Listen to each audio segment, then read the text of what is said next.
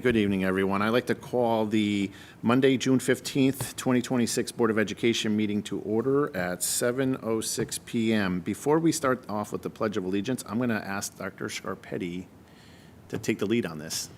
Thank you, Mr. Kapp. Good evening, board members and everyone in the audience. Mr. Kapp and I, we had a brief conversation as we were getting ready for negotiations, and he shared with me that it'd be nice to have students come and at least come and do the pledge. And what the next thought was, we just had the 5th and 6th grade Olympics, and we thought, would it be great, an honor to have some students, if they're able to come and say the pledge. So boys and girls, if you wouldn't mind doing me a favor, why don't you come to the podium, all of you. So here are just some of the athletes, board members that participated in the 5th and 6th grade Olympics. On a side note, this is the 19th year that the 5th grade and 6th grade Olympics have occurred, and it all started with Mr. Ronay. He's a fantastic guy, great citizen, and his kids have been well graduated from the Orange Public Schools, and he continues to do this. Sadly, he's indicating next year is his last year, so we'll have to continue that tradition. But we thought it'd be a good idea to honor, especially after the conversation Mr. Kapp and I had, to at least have some students. So boys and girls, would you, and again, it doesn't matter, whoever wants to speak first, would you mind introducing yourself to the board, saying what school you're from, and if the events that you participate, I know some of you participated in more than one event, that would be great. Hi, I'm Hunter Wright, and I'm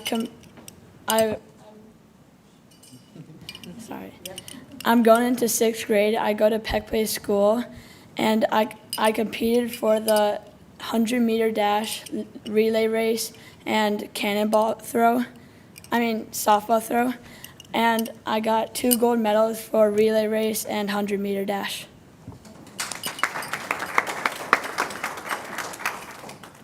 Hi, my name is Michaela Firestein. I just finished 6th grade at Peck Place.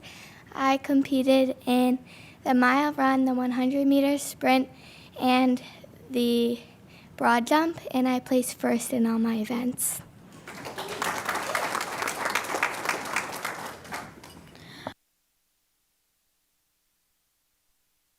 Hi, my name is Sterling Nappy, and I go to Turkey Hill School, and the events that I participated in are 100-meter, cannonball throw, and broad jump. Thank you.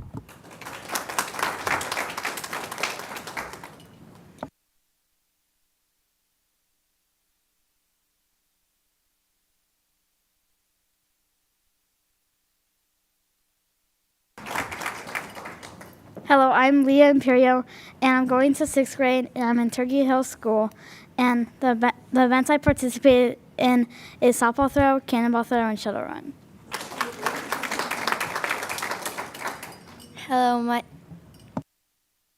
Hello, my name is Emerson Crane. I'm going into 6th grade at Peck Place School, and I participated in the mile, the relay race, and the softball throw, and I got a silver medal and a gold medal.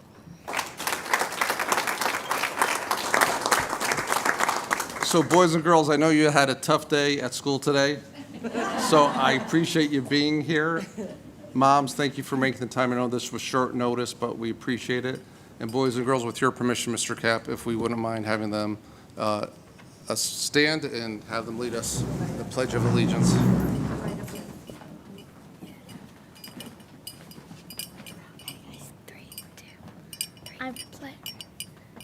I pledge allegiance to the flag of the United States of America and to the republic for which it stands, one nation, under God, indivisible, with liberty and justice for all.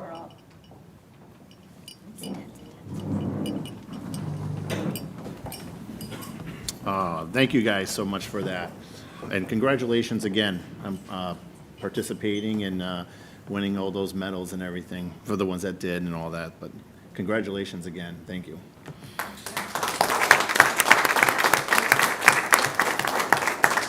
So at this time, you're more than welcome to stay but you're free to go. But again, thank you. We appreciate you taking the time to be here.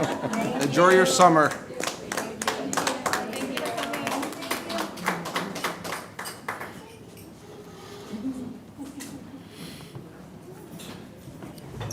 Okay, we'll move on to our mission statement. Amanda, would you please read our mission statement? The Orange Elementary School District recognizes that the education of each child is the shared responsibility of every member of our community. Our goal is to inspire and empower each student to achieve academic excellence, embrace social and individual responsibility, and lead with integrity. We believe all individuals should be valued and treated with respect. Together, we will make a difference. Excellent, thank you for that. We'll move on to board introductions. Let's start with Lauren. Lauren Gray, and happy summer to everybody. Susan Riccio. Tatiana Messina Mullen. Jeff Cap. Good evening, Betty Hadlock. Erin Wilson, happy summer. Anthony Scarinzi. Amanda Zapatka. Okay, thank you for that. We'll move over to public participation. Do we have anyone from the public willing to participate tonight? Okay. Hearing no one on that, we will move on to item 3, our consent agenda. I'll need a motion to accept the first item under the consent agenda, which is the minutes from the May 18th, 2026 Board of Education meeting. Do I have a motion to accept the minutes from the May 18th, 2026 Board of Education meeting? Betty, second. Susan, any discussion? All in favor? Unanimous on that?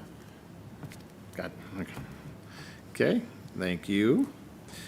And we will move on to our next item, which is our presentation for the Connecticut Association of Public School Superintendent CAPS Science of Reading, SOAR, Masterclass End of the Year presentation. Dr. A mouthful Scarpetti. there, Mr. Cap. Thank you. So board members, I know I've asked Dr. Russo to present during her presentations with regard about the science of reading, some of the things that we've had, the interactions that we've had with the Connecticut State Department of Education. We've included anything that we've done with regarding this class. Do you mind hitting the next slide, F? That we've participated in a master class. The Connecticut State Department of Education funded CAPS, the Connecticut Association of Public School Superintendents, and they created this master class, and we've been sharing that update with you, and also here, but also in the board update. We actually, by doing this, it was a great collaboration, and through that collaboration, strategies were created in order to create impact to our students and families. And they broke districts in groups. We happened to join Monroe and West Haven Public Schools, and those were called our Infinity Group sessions. And as I shared earlier, we gained a lot from our colleagues in these other districts. They took things from us, we took things from them, and the additional thing that CAPS provided was executive coaching. So the gentleman on your left, his name is Dr. Stella. Some of you may have known Dr. Stella. He was a long-term superintendent in Woodbridge. Previous from that, he was the assistant superintendent of schools in Stratford. He has since retired and has consulted. Dr. Rafferty is a professor at Southern Connecticut State University, and we were fortunate to receive these gentlemen as our coaches. One thing that I appreciated with these gentlemen, not only with our Infinity groups and with West Haven and Monroe, we went to their homes. We actually went to West Haven schools twice, Monroe, they came to us, and we had sessions where we could learn from each other. One thing that I asked Dr. Stella and Dr. Rafferty to do is, would you mind coming in and visualizing what we're doing by coming into our schools? As you know, I've offered that to the State Department of Education. I know that they're very busy. Unfortunately, they haven't had the opportunity to come and visit our schools, but these gentlemen did. And I have to say, it was very affirming of what they saw, and there's no question that we're following the science of reading. I thank them. They're willing to come back again if we see fit. I'll add some comments as the principals and Dr. Russo present, but again, these gentlemen were an asset to us in confirming of what we're doing and also giving us suggestions even to strengthen our instruction here at Orange. Dr. Russo? So in addition to the affinity groups and the executive coaching, we had an opportunity to participate, as we've shared in the board updates, in these plenary sessions.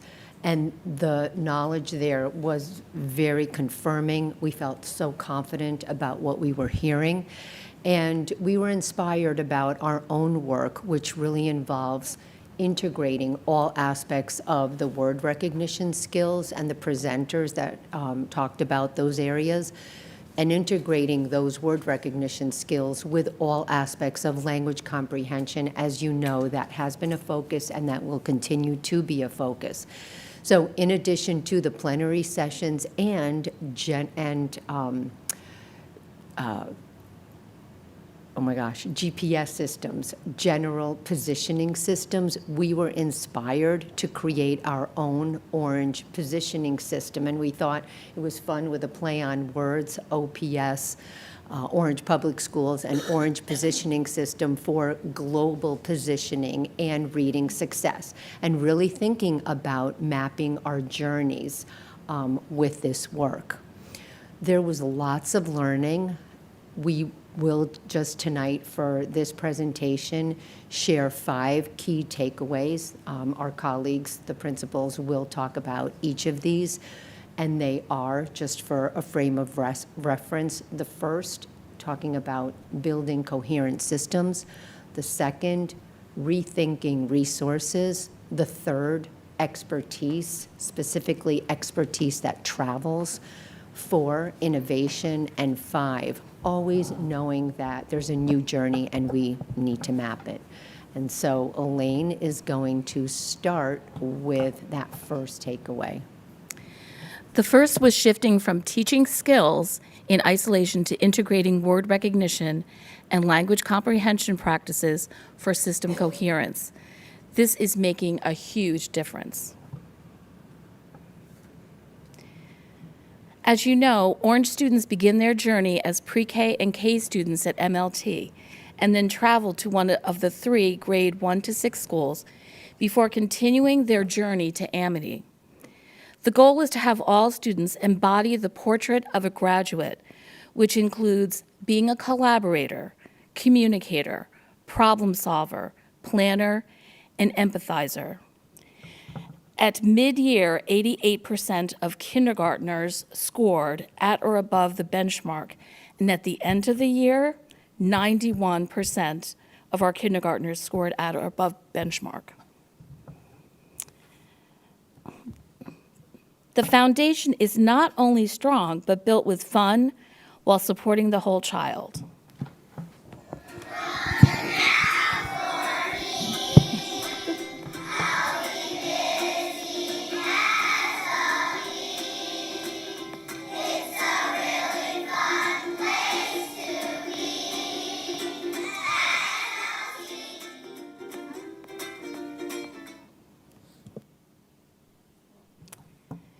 We envision our students as travelers on a journey that respects the Orange community identity.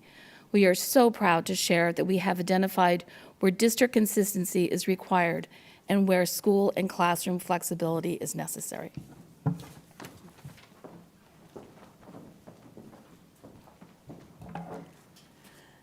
So our second takeaway was the work that we did with rethinking resources, and this happened quite a while ago when we looked at everything we had in front of us and really needed to decide what could we cut with confidence, what did we need to keep that would align with the science of reading, and how could we create conditions for success. So we looked at this through the lens of all of the tiers, tier 1, tier 2, tier 3, and special services. How can we create something that would be a positive impact and high leverage learning for all of those constituents in our schools? And what resources did we rethink? Knowledge and practices, our human capital, technology, tools, and materials, and how we were using our spaces. Could we be more creative? So those 4 categories are all resources. Sometimes you just think of textbooks or literature, but the people that are building, our practices, all of those things were what we looked at all those years ago when we started this process. And through this process, it was reaffirming to know that eliminating all the 3 queuing strategies long ago was the right move, and that decision led to the development of the scope and sequence we have now, which has allowed us to cut with confidence and has created the conditions for success. We focused on the science of reading. We focused on all of the experts that we have come across, and through the plenary sessions, it was very reaffirming to hear that what we are doing, we were like, yeah, we're doing that. Yeah. So it was very comforting to know that we had moved the right levers and we had pushed the envelope in the right direction. In order to share all of this information, we created our storyboards. And those storyboards were the way for us to share all of this work with teachers, students, parents, and this board. It maps out the journey, the OPS of our system, and it lays out everything we are doing and everything our students are learning along their path from pre-K to grade 6. So you can pick those storyboards up and you can see the journey very clearly, and it's comforting for the students, the parents, and hopefully for the board to know what our direction is. Hi. This year, we also carved out consistent professional learning time in the whole group setting, small group, and even one-to-one learning sessions. And that highlights our 3rd takeaway, which is expertise to sharpen our instructional skills so that this expertise can travel across the district throughout all classrooms and intervention rooms so that students and teachers can demonstrate expertise anywhere and everywhere.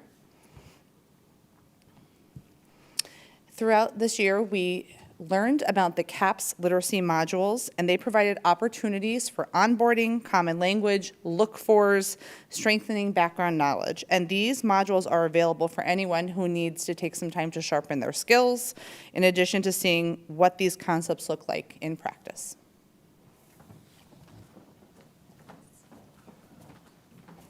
The 4th takeaway is innovation for us to meet our orange goals.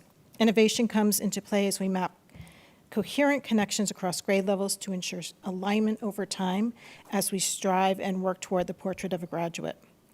We integrate all aspects of literacy acquisition, word recognition combined with a district-wide focus on language comprehension, all while continuously working on achieving clarity around grade level contexts.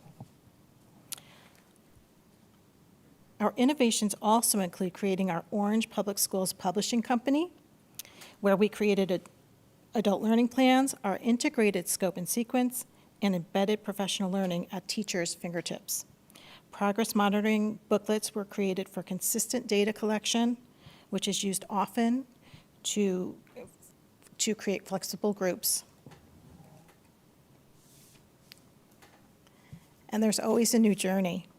Next year, the journey continues as we maintain our focus on language comprehension. We will look at the research and develop best practices. We will continue to use data to drive our instruction and identify areas of need to provide our students with crucial skills and remediation as needed. That's all. Thank you. Clap if you like, it's okay. So along this journey, as you know, the science of reading is something that we instituted way before it was required by law. And so we wanted to make sure that we kept you up to date. Again, I want to extend, even though he's not here this evening, Mr. Zyman, he's been part of this process. Mary Wielander, our state rep, she's been incredibly helpful when we've had conversations with the state. This has been very affirming. We're open to any questions that you may have, but as we let you process what you just saw, and I don't mind putting the principals not on the spot, but I'm curious, just quickly, especially what did you gain out of it, especially when we had our facilitators, Dr. Rafferty and Dr. Stella, come, because I know they weren't able to come to all the schools. They were only able to attend two separate days. They attended Peck Place and Mariel Tracy. And by the way, I know some of you know that song already, but this was also for a broad audience that don't know MLT or that MLT song or Orange. But if anyone wouldn't mind just kind of, if all of you want to stand or whatever, but just so there's a microphone right here. There you go. Pass the mic. One of the things that I really enjoyed having an outsider or outsiders come in was to have them see, it was amazing, the through line of our instruction. They could go from classroom to classroom, and they went to a lot of classrooms, almost all of them, and the consistent teaching and the instructional routines that we have been using, it was just wonderful to watch. It was natural. We were very thankful. For me, I think it was the pride. You know, we have been working on this in all little silos all along the way, and when you see it all together, and when we're sharing with other districts, and when we're giving examples of things that are happening, to see it all fully built, and then to see our teachers implementing it with such expertise, as you were talking about, Dr. Arterberry, that for me was like the prideful moment. You know, I know it, we know it, but everybody knew it. And that was really, it was humbling to see, and it was great to share with our affinity districts. And yeah, that was, for me, it was mostly pride. Hi. It was really, Elaine mentioned the through line. So yes, you see the through line from kindergarten through first, second, third. But I think what was even nicer for me is, like, you know, when I visit Peck Place, it is the same. What is happening at Turkey Hill is happening at Peck Place. They're not different. And I think that was like, it's a through line, but it's a, you know, you can replicate the through line through all the three main schools. Yeah. You know, and that was really nice to see. I agree with all that everyone has said. The consistency across the four schools in the delivery of instruction has made this a very strong program for teaching students how to read, but also getting into each other's buildings. We see each other all the time, but to really take the time to get into different classrooms at MLT and over at Peck was really validating. But I think overall, the feedback from people who don't work here in Orange, the affinity groups and Dr. Stella and Dr. Rafferty, it was really validating the work that we're doing. So it was a really great experience. Can I add one more? Yes, sorry. In meeting with Monroe and West Haven, it was just, I keep saying, like, it was very affirming. They kept saying, like, but how do you make that happen? How do you do that? Like, we want to come see it in action. And it just was like, wow, we're pretty awesome. But I get that feeling of, like, we're on the right track. And, like, we are doing what we should be doing, and we are serving our students well. And I was just going to add, from the plenary sessions, you know, Wiley Blevin sticks out to me as someone that, you know, he gave such an amazing presentation, and he was the word recognition side of the braid. And of course, we can still learn, and we want to learn, and we want to grow, and we are always looking for more and more things that we can do to sharpen our skills and hone in on, you know, more specificity. But we knew exactly what Wiley Blevin was talking about, because we're doing it, and it's here. And that was really just, it was, I think you said affirming. It was reaffirming to see that, but they were awesome. The experts were like, you're already doing that? I'm like, yeah, but we could do more, and we know that. And it was a great opportunity for us to be a think tank. And to Dr. Scarpetti, thank you for allowing our group to go, all of us together, because that was so powerful that we could all, Mrs. Ito as well from the special services side, put our minds together in a room and hear what they were saying and say, we're doing this, but now we can go here. And that to me was just so awesome to have that time. It was a lot of time out of our buildings, and we sometimes feel like we can't leave our buildings, but it was well worth the time. So thank you for allowing us to go. I also want to commend how the district does professional learning, because it's customized. It's like our material is all customized to what we do. We don't pick up materials that a publisher has created and expect us to do rote teaching. So it is a customization and staying true to the science, evolving, learning. I mean, it's a great place to work. So before any board members may ask any questions, just to all of you, I know you've heard this countless times. You are not managers, you are instructional leaders. I think you've heard me reference mentors of mine that have referenced principals as they hold the keys to the kingdom. And not only being instructional leaders, but dealing with the daily routines of a school that all of you do and taking that time. I am honored to be your superintendent, and I'm honored to all the work that you're doing because I know it's not an easy job, and especially, hey, we had a meeting first thing, school's over, we met first thing today.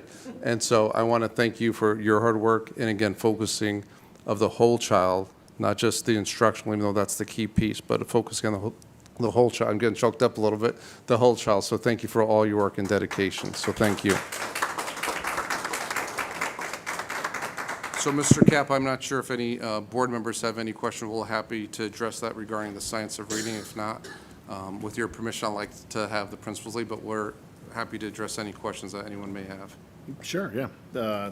Questions? Susan? So when you were with your affinity groups, was there one certain thing that was like, oh, we really have to do? Is there anything that, like either they do or a tool or something that you say, well, I know you obviously were bouncing ideas off each other, which is always great, but is there like an aha of, oh, yeah, we can use that or do that?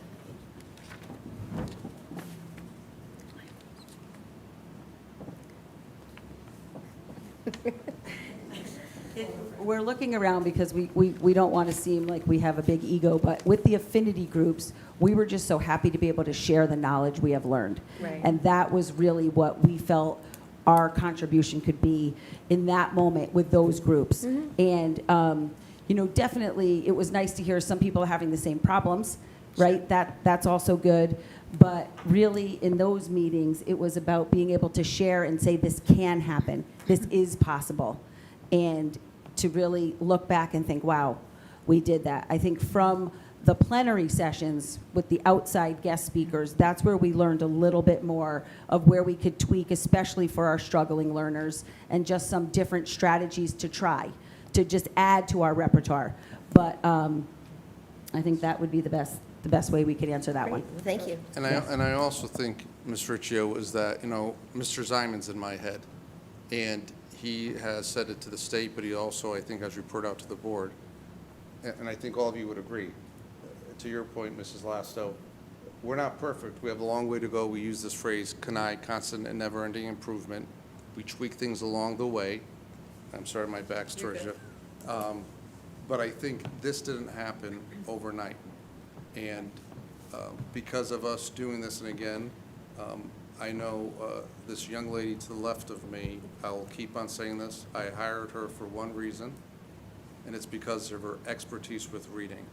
I have a pedagogical belief that if you teach a child to read, no matter what field that they go into, because no matter what happens with artificial intelligence, we talk about the BOA portrait of the graduate, of what we want our students to be able to know and be able to do, but they're going to be on their own one day. They're not going to have a teacher or a parent possibly from them. They're going to have to take something and have the skills to teach themselves, and they could do that by reading. And so because of the knowledge that I know Dr. Russo had, and I joked once when we first started this, there was a presenter, again, all the names that we're mentioning, these are it's like name dropping, quite honestly. These are key people in the industry. And I joked, because I like to make Dr. Russo red, if this one person said her name once, twice, she kept on referring to Dr. Russo in front of, how many people were in that room? Hundreds. And this is where I think some of you may have seen some frustration, possibly. Not that she gets frustrated or my staff gets frustrated, but the passion when we were deemed as out of compliance, whatever the term that the state said, because the fact of the matter is, these other districts, and again, we want to be respectful, they're buying programs. And to Mrs. Watson's point, we are going, like, things that you see here is the district created this. It wasn't a program. I'm not saying these programs are bad, because I think the intent of that rep was well intended, is that students are not performing at that level. Now, we'll see where our kindergarten students, we have a lot more to do. Again, I'm going to be showing you later about our long-range plans and with regarding to our strategic plan, because technically it ends this year, but we're focusing on comprehension. But to have the percent is 91% of our kindergarten students at that level. And again, that's just one component. We'll wait and see what happens. But I think because of the impact this has had on us, I told our team that we're going to be doing this. And I think the impact that it had was that reaffirming, and again, not that we're better than everyone else, we are not. We've just had a jump before this was acted as a state law, and I think that's a jump, and that's why people have come and saw, and this is where Dr. Rafferty wants to come back, Dr. Stella, wants to come back. And I think there's just elements that there's these nuggets that, okay, we're doing this. So I believe, I think, I don't want to speak for all of you, but I think that's the ebb and flow of the field that we're in, because we're constantly doing this. Yeah, and I think it definitely energized us, re-energized us. And today, we all spent the morning looking at data. We were looking at data, what students need what. Which of the things that we learned can we apply to which students, right? It's all customized. So that's how we'll be spending our summer. Part of that answer for you is we're looking at our students, every single student in every building. Where are they falling behind? What do they need? What did we learn that will target that specific area? And how are we going to maximize the instruction for everyone? But in addition to that, what training do our teachers need? There are pockets of grades that might need specific training because their students are performing and doing certain things that we need them to change. And that might be different at Peck, which might be different at Turkey Hill versus Racebrook, MLT.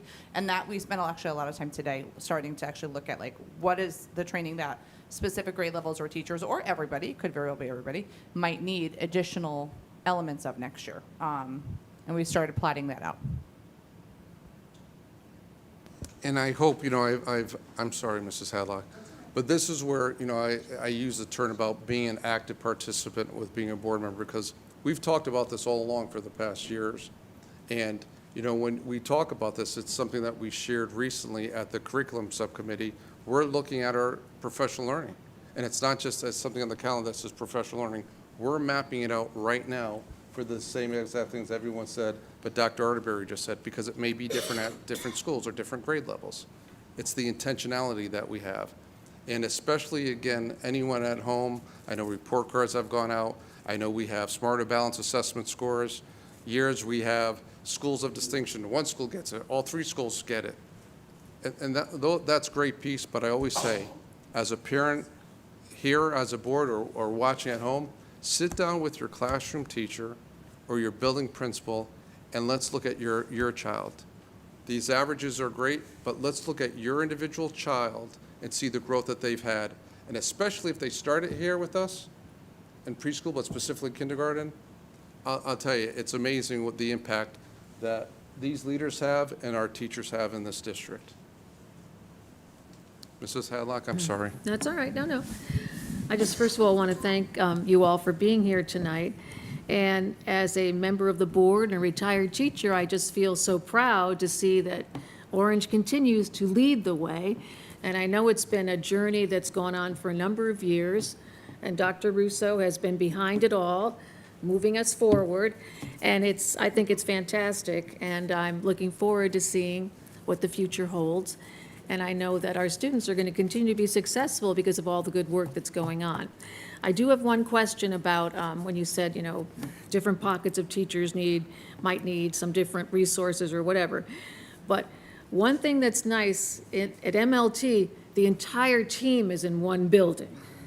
Now, I don't know, how often does the entire first grade team have a chance to be together? I mean, I know it's not that easy to make it happen, but I'm pretty sure it happens sometimes during the year, that the entire first grade team or the entire third grade team or whatever from each school is able to get together, because sometimes, one teacher has an aha moment, and when they can share it with the entire team of 9, 10, or 11 teachers, it makes a big difference.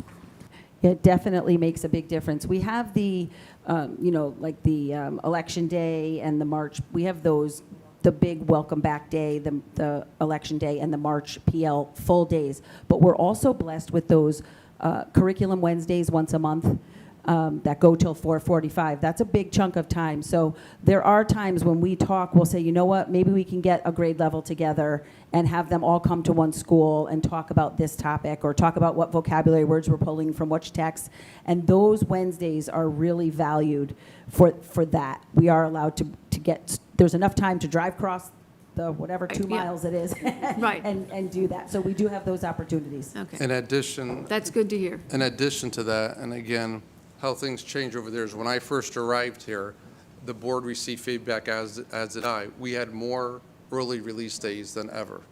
And that caused, I think, some issues for some parents. Some board members felt that, and again, talking about the roles and responsibilities. You're in charge of the calendar. I can make recommendations by talking with my staff and getting feedback, but you make those recommendations. And besides what Mrs. Lasto shared, and this is where I want to thank all of you for blessing us with district permanent subs, there's actually full days that we actually have allowed that to happen also, Mrs. Hadlock. We're okay, again, not just to do it, but this is what we're receiving. Let's set a day where we get those district permanent subs and we have specific grade levels meet.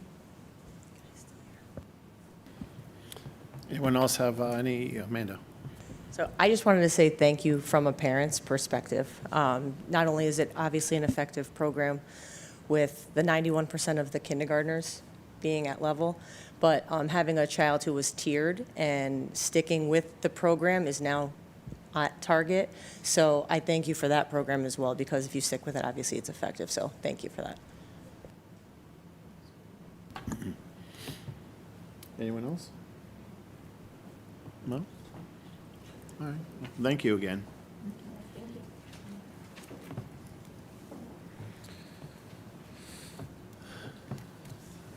Okay.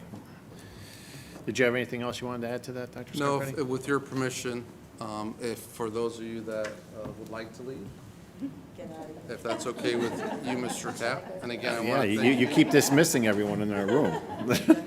especially And thank you for a good year. finishing a busy week last week. Thank you all. Right?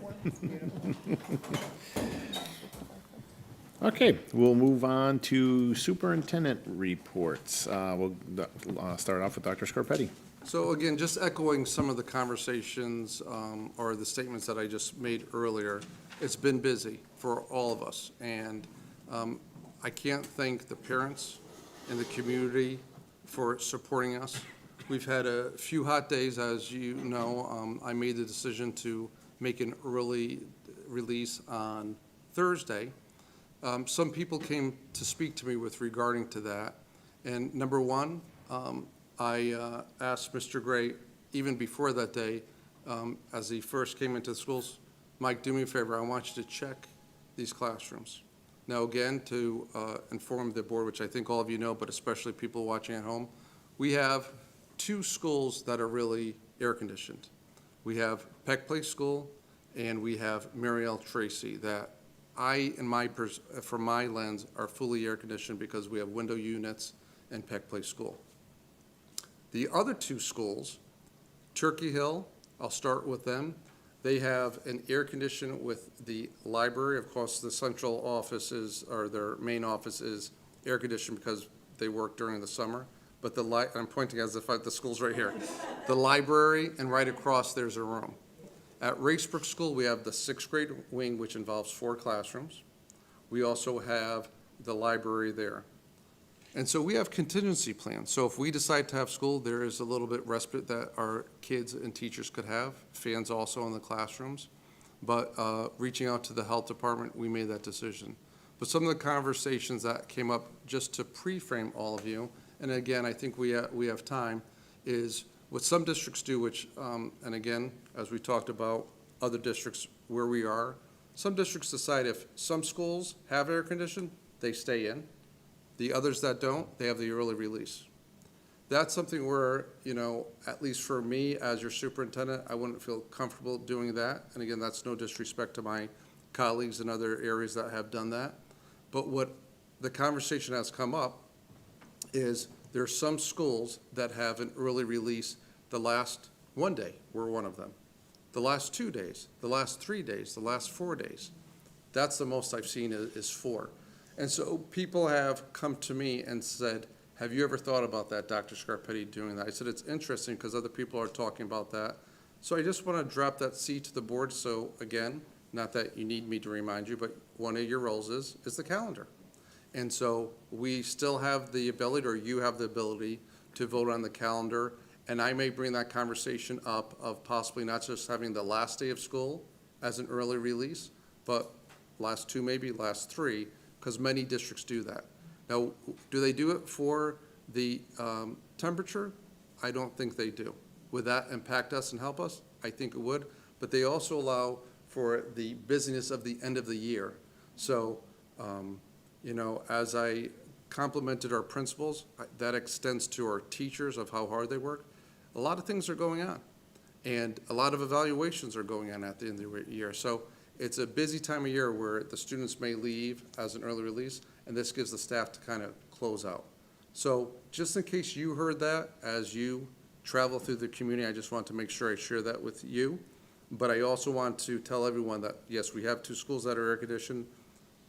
The other 2 have areas that are, and we always have a contingency plan, which we discussed with, I'm pointing over there. Mrs. Lasso doesn't have to have that concern, but Dr. Arterberry and Mrs. McNeil, we talked about that. And Mike, thank you for always going out way in advance before, and you know, he literally has a heat gun checking the rooms to see what we need to do. And I want to extend my gratitude to Kathleen Malone and reaching out to the health department for guidance. So I just want to drop that seed in case that comes to you. So the other piece is that I just want to thank all of you that had the ability to attend our promotion ceremonies and the help that we had. You know, First Selectman not guiding us, helping us with things that we needed. We changed our areas with regards to where we had the locations. Some trees needed to be cut down, some areas helped us in a second. Not only the First Selectman, but Chris Smalls. He's from the rec department helping us out. One of the things that we implemented also, which you may have seen if you attended, is this happened really during COVID, but we actually kept it implemented, is the visual that people could sign up and watch the promotion ceremonies. What's great to see is that family members that may not be able to attend, they're able to see it. What was great for people to see, especially how hot it was, especially grandparents and older relatives, they were sitting in their cars watching it even though they were right there, so that was kind of cool. Again, not to have violence playing for us, but I just want to extend my gratitude for our team and the tech department of what they had to do to get that ready. And again, when I use that phrase, constant and never-ending improvement, that's how something we've gotten better at each year. The PTOs, I already thanked Mr. Ronay. We had a lot of art shows go on, music performance. So the police department, on the behest of actually Mrs. Lasso, actually closed down the road in order to help the traffic and what they did at Peck Place. So again, thanks to Chief Gagné and his detectives, Bailey and Artabane, and anyone else who showed up with that. And so again, I'm sure I may be forgetting someone, but it takes a village to help that. Again, the connection that I want to have all of you see is, again, part of your role is the budget, right? That helped us out with a variety of things enabling to do that. Today, again, school ended Friday, as all of you know. We started our summer programs, and in a moment, Dr. Russo will talk about that. In addition to our summer programs, we have some summer projects. Mr. Gray will share that in a moment. And I will be attending the Amity Middle School promotion ceremony on Wednesday, this Wednesday. It's from 9 to 10. Excited about that, seeing the kids grow up as they go to high school. Personnel update, I want to thank the negotiating committee, and for, just as a reminder, Mr. Kapp, Mrs. Hadlock, and Dr. Messina Mullen. We've had one meeting so far.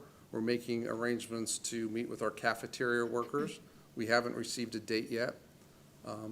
Following up with that is the administrators. I want to remind the board that once those negotiations start, we will not be able to share anything that goes in those meetings. It'll be an executive session. So again, thank you to Mrs. Hadlock, Dr. Messina Mullen, and Mr. Kapp for your help with regarding that. Also regarding with personnel, we've had some positions that have been filled. An administrative assistant at Turk Hill School, 5th grade teacher at Peck Place School, and a peer educator. And we've just posted some openings, a utility custodian, a long-term sub, an RBT, and a school security officer. And I would like to say, even though I did it at 2 different meetings, I want to send our well wishes to Lisa Hine. She served this district for over 30 years, and Ellen Ginsburg for nearly 30 years. They have retired. It was nice to have some conversations with them with regarding their years of service. Mrs. Hine did a great job at her retirement party of connecting of what she's seen over her 30 years and having a conversation with Mrs. Ginsburg. So if they're watching, we wish you well and appreciate all that you've done for our families and students here. Before Mrs. Hadlock asks, currently our kindergarten students are at 135, and out of those are 17 waivers. So again, 135 altogether, 17 waivers, which means that those are students that did not meet the age of September 1, but they did the waiver, but we're at 135 students so far. And that ends my report, Mr. Kapp. Thank you for that. Anyone have any questions? Go ahead. More of a comment. My son had the pleasure of having Mrs. Hine as a teacher in kindergarten. And Ms. Hine, if you are watching, thank you so much for your service to Orange, to this whole board, to the district, and also to my son Nathan, who had a lovely, lovely kindergarten experience with you. So thank you so much. I also just wanted to give a shout out to a lovely gentleman I met at MLT. I believe his title is Custodian Mike. Thank you so much, Mike. You worked very hard throughout the whole promotion ceremony for the kindergartners. So thank you so much, and to everyone that helped, but specifically Mike, I think he sweat through 3 different shirts. It was a hot, hot day. So thank you to all, but to those 2. But thank you, guys. Betty? I just wanted to say, attending art shows or concerts, the performance of Aladdin, promotion ceremonies, it's so impressive to see our students shining and doing things, and all the families that come to celebrate their success. So that's another indication of great things happening in Orange. Yep. Tatiana? I actually have 2 questions. The first one regarding the idea that you indicated earlier regarding the early dismissal for some schools. How would the bus situation work with that? As far as like, would the buses come out for those 2 schools that would get early dismissal and then have to come back for the other schools? How would that work? Yeah, I assume that's what happens in those districts. Gotcha. You know, there's matters if that's something that the board, I think it's a logistic issue Yeah. too, because again, where those teachers go, where they, you know. Right. And so it was interesting, the conversations, because again, as superintendents, we reach out and get feedback from each other. And so that was the conversations. For the districts that have air conditioning, they didn't have to worry about it so much. And again, not saying that the decision I made was a bad one. We were ready to keep our kids in school because some of those districts also have buildings that are 2 levels. Oh. And so that was some piece of information I received afterwards, that it gets too hot for that because of 2 levels. Right. All our schools, you know, this is a second level, but all our schools are really on 1 level. So My second question is regarding this year's promotional ceremonies, very, very hot weather. Have we ever contemplated getting like tents or something where, you know, it might help the situation? And I don't know if that's something that's been discussed in the past. And so, I'm not going to look behind me, but Mrs. Lasso may be smiling. Yes. Because those are the conversations we had, and when we reached out to companies to do that, they were all Booked. printed out at that Yeah, time. I gotcha. So, no, it depends. One thing is, again, not because she's in the audience, but, you know, Mrs. Lasto, and again, it's not the instruction leader, right? So we talk about, you know, getting in my role as superintendent, technical and adaptive pieces. Yeah. And I asked my principals to do both. So these were technical pieces, and so I'll give Peck as an example. There's an area where the sun is shining, Yeah. and then Mrs. Lasto, with her vision, put them in front of the school because there's trees covering. There's shade, yeah. And that's where Yeah. we're, you know, reaching out to the first selectman, asking for Yeah. help to call his employees to help us. Yeah. To cut that out and not create a canopy, but get things out of the way. Yeah. And so this is what we're exploring, and also maybe if need be, but it was just, these were those last 2 days Right. were extremely hot. Extremely hot. But we did think about that, we did try to reach out, but unfortunately we were, and again, even we were thinking about running to a Lowe's or Yeah. Costco or whatever, Yeah, but like it's a Costco, 10 by 10. Yeah. You know, it's like, It's not a huge tent, Yeah. you're right. Gotcha, thank you. so, sure. I'll just say one thing, because since you mentioned the calendar. I know, as a teacher, having the last 3 days of school be early dismissals has a tremendous impact on being able to finish up all the things, finish evaluations, finish meeting about class placements and whatnot. So So that's I'm what occurred when tucking, you I'm were- tucking that away with a big star on it to consider when we consider next year's calendar. It's interesting the amount of feedback I received, Mrs. Hadlock, when I, again, being at the schools and such, was just kind of, just suggestions. And so, like I said, just in case if some of you heard it, I wanted to mention Yeah, it this no, evening. I didn't hear it, but you know, for some reason, I thought the last 2 days were early dismissals, so, yeah. I think when I was in grammar school, the last 2 or 3 days were half days. So, I don't know. Lauren? Question and then a comment.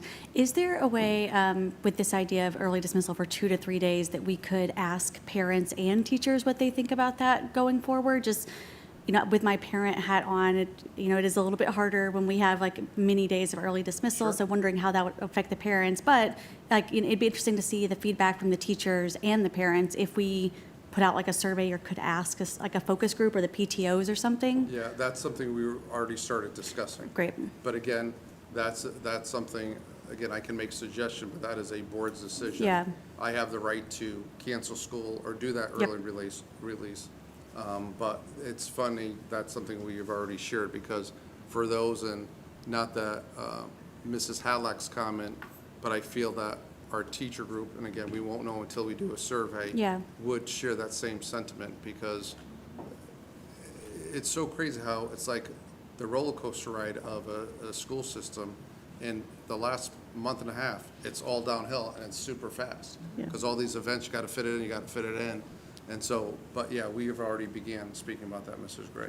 And you'll share that feedback with us whenever, Yeah, so from again, I would parents? too? have to, because, Okay.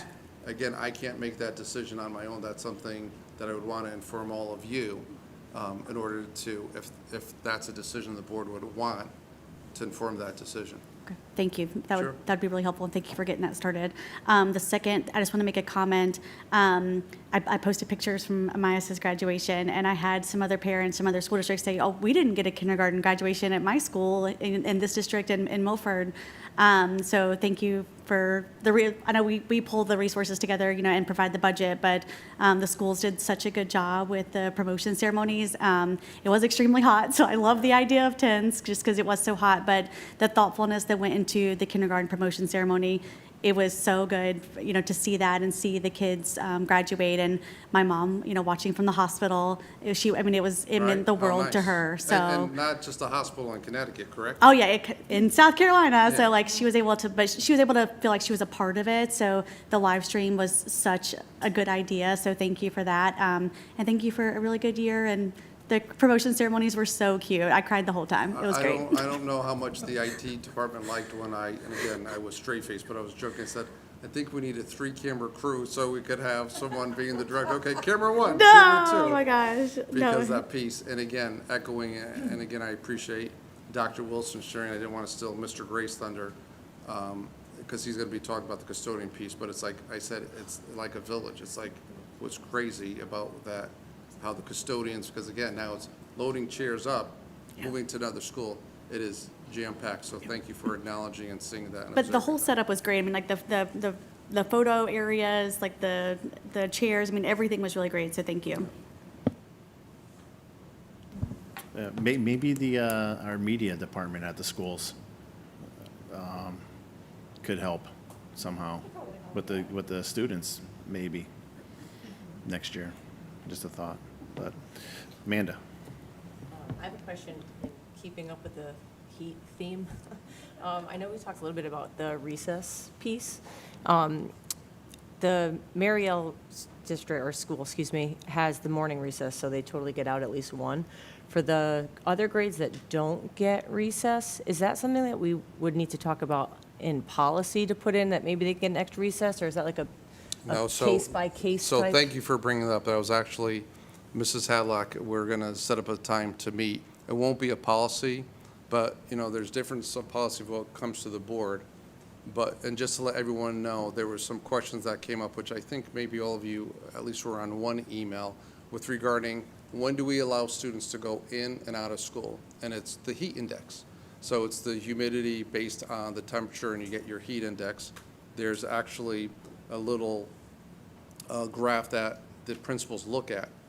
What we went upon is 85 degrees, that if the heat index is 85 degrees, students still could go outside, but we say, hey, listen, be careful of what you're doing.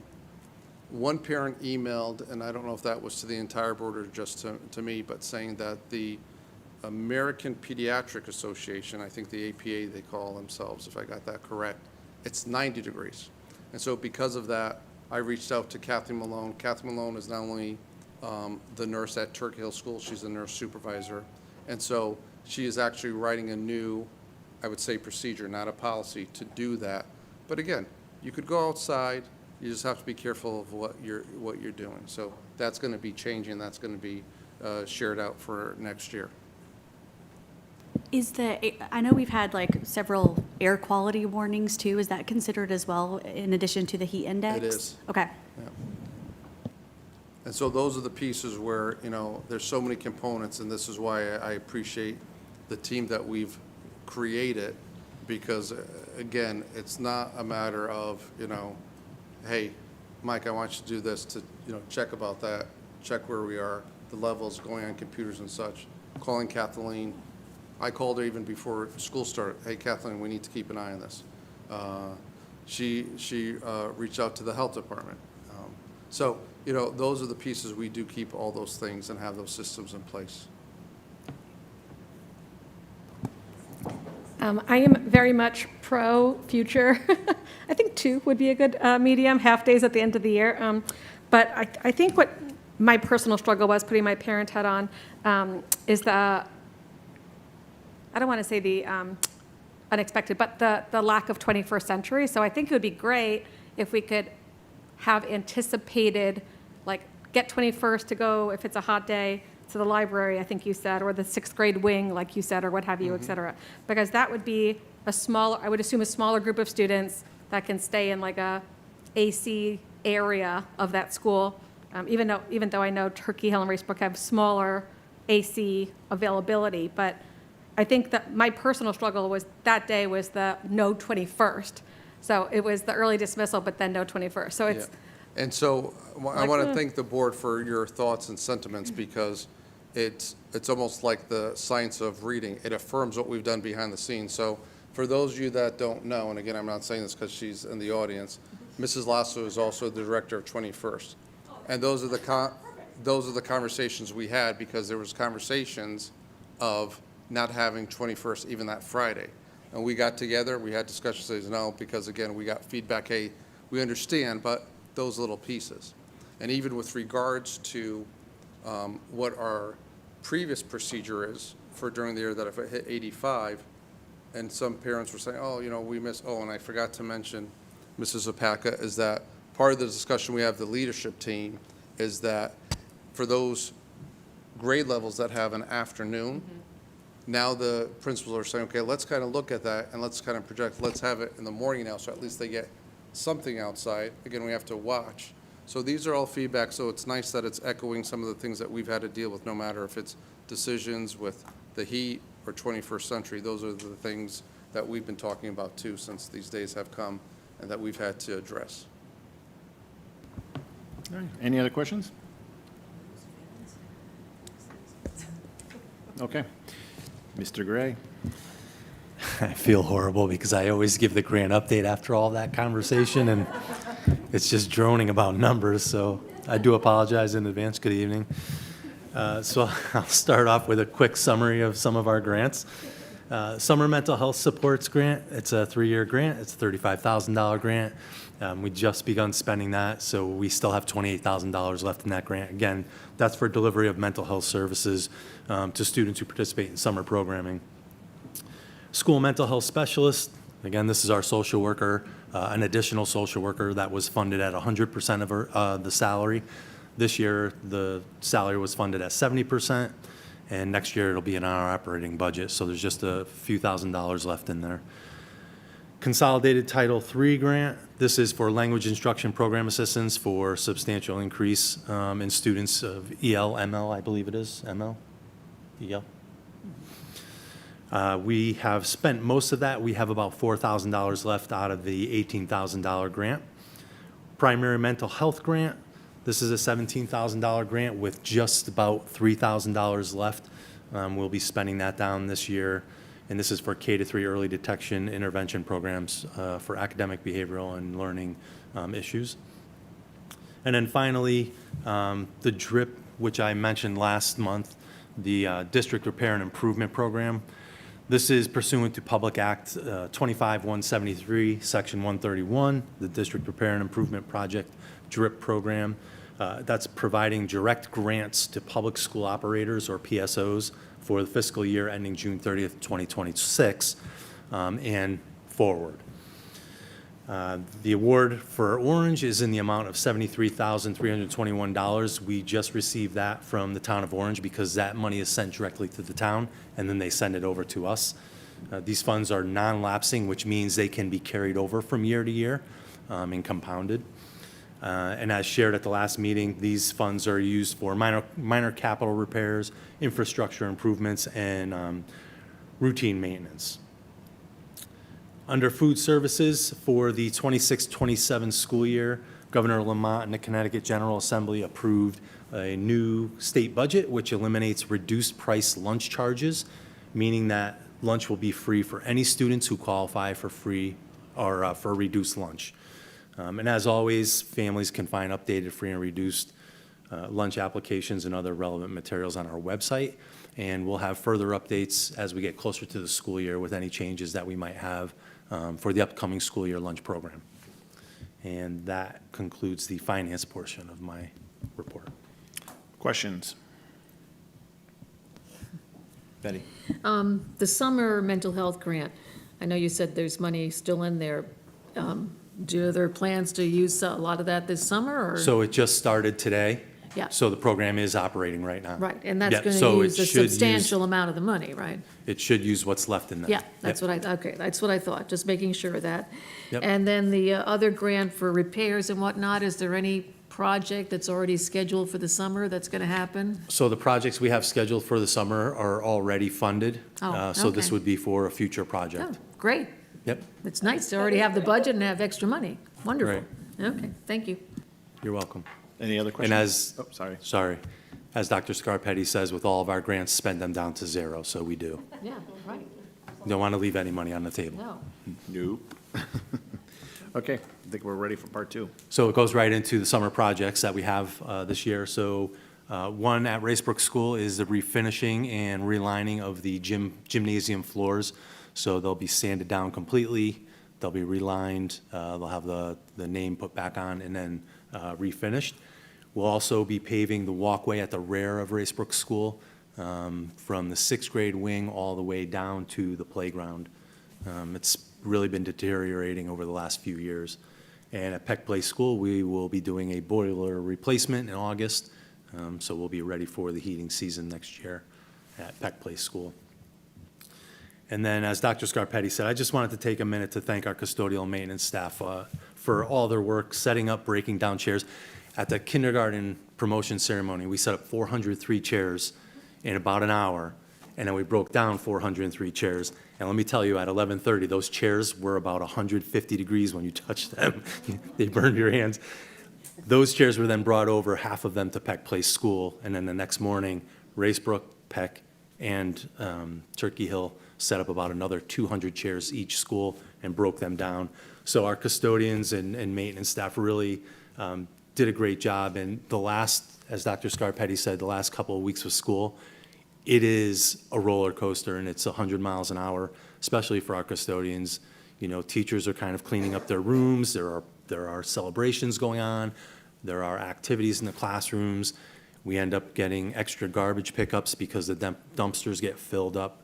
So they're really running around. And then the last day of school happens, and today they went right into summer cleaning. So we have a really tight schedule in the summer. We have 4 schools that we need to get up and running and sparkling clean and safe for everyone to come back in the fall. So really, thanks to our custodians for all the work they did. But special thanks also to, as Dr. Scarpetti mentioned, the police department, especially Detective Bailey, our SRO, who helps out a lot. But they had crossing over from the church to the fire department to get to the promotion ceremony here.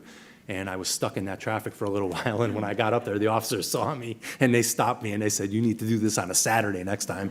But you know, there were the most people, I think, that have attended this promotion ceremony since I've been in this position, because when I went up the road, I was heading to Peck Place, there were cars parked around the green, in the library, over at Town Hall, and the church parking lot was full, so there were a lot of people at the ceremony, which was really nice to see. And Mr. Gray, if I could just add, and again, it just, you think about this past week, and I drive by Race, and it's, the custodians got the brunt of it, no question about it.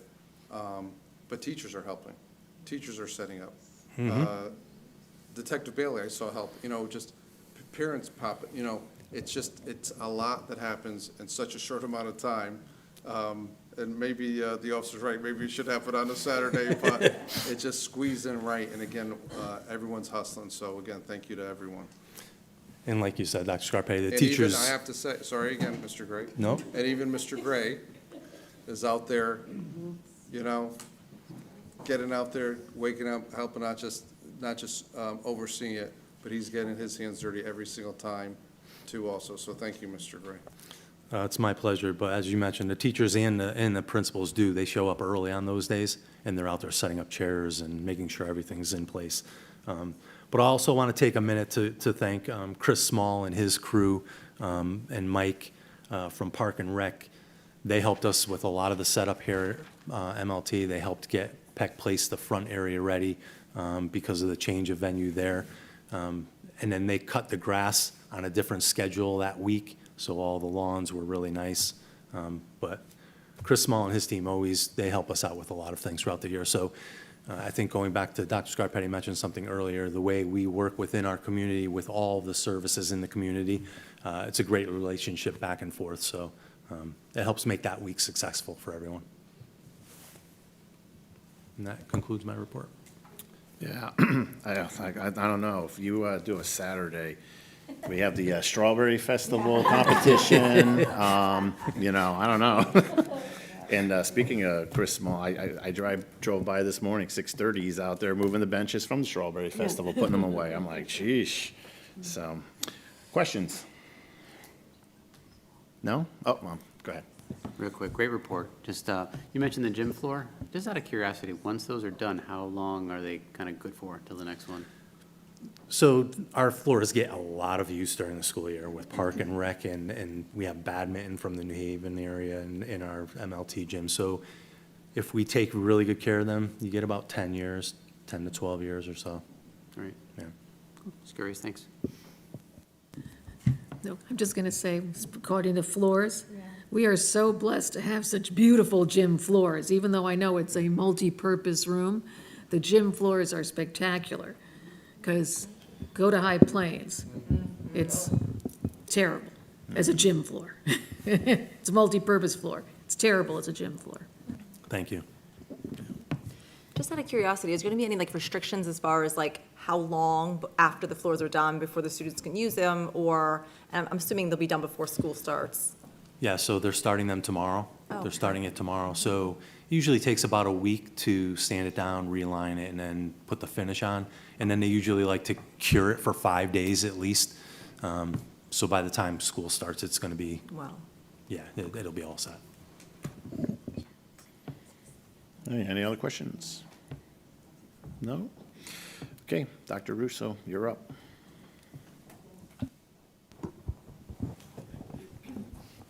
So I thought it was really nice to see that final Ignite presentation because it did give us an opportunity to really be able to articulate clearly our work. And if you look at the board updates that have been shared all year, you see the different presentations and how they led up to that, and a little bit of creativity and really thinking about the mapping of the journeys. And so I thought it was a nice way to end and really celebrate that learning that everyone engaged in. And I, too, am so proud of our principals because they really are instructional leaders, and they, day in and day out, they go and they look at the work, and they are just a joy to work with. So kudos to all of them, even though Trisha's the only one who's left here. But really, they, even this morning, school just ended on Friday, and as Dr. Scarpetti said, we already started mapping out the work for the summer. And so really, for my report tonight, I'll share a little bit about what we're thinking, really being responsive, already starting to analyze that data, identify the strategic plans for each school so that they can inform the district strategic plan and differentiate the professional learning in the professional learning calendar based on those student needs. So that will be our deliverable. You'll be able to see that when we have our next board update, and you'll see how that aligns. Dr. Scarpetti also shared that we started some summer learning, and that was Camp Invention today. Anybody who's interested in learning about some of the great experiences that children will have can go onto the website and see how the Innovators Hall of Fame recipients and the winners of those great inventions have informed the curriculum for those sessions. We have approximately 66 students signed up, and we're also grateful that 21st Century is available for families if they're working and they need for their students to stay all day after that is completed. One thing that I did want to share for next year is that we collected samples of all of our kindergartners to identify the stage of narrative development. And so it was great when you asked Mrs. Hadlock about grade level teams coming together. So all grade 1 teachers will be able to look at those language samples and specifically identify where we have to head next for the work. We are also going to make sure that we have all the resources that our teachers need for those storyboards, identifying those anchor texts with the resources that we based our professional learning on this year, because we recognize that they need those resources. And so we'll be working on that all summer.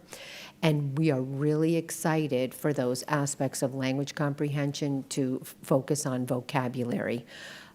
We have great work to do in that area. So as Dr. Scarpetti said, there's still a lot of learning that needs to be done in that area, specifically the effective use of word selection for vocabulary development. So that is going to be a particular focus for that language comprehension aspect of literacy. We did share in the board update the composite scores for the DIBELS, or the Dynamic Indicators of Basic Early Literacy Skills, and we see growth K through 3 and for the district, with 80% of students on track with those basic early foundation skills. And so you may be thinking, well, why was kindergarten at 91 and then K through 3 80%? Because we have a lot more to look at, and there are more subtests, and the fluency and those benchmarks, they get harder. But having said that, 80% on track is aligned to best practices and that pyramid with the tiered instruction. And really just the only other thing that I have to report is that we will be working all summer to prepare for when our teachers and our students return, because before you know it, they'll be back. And that concludes my report. Thank you. Questions? Aaron? It's a half comment, half question. Correct me if I'm wrong, but I believe the current kindergarten class that just graduated, that was the first class with the new birth date cutoff, switching from January to September. Is that accurate? No? Second class?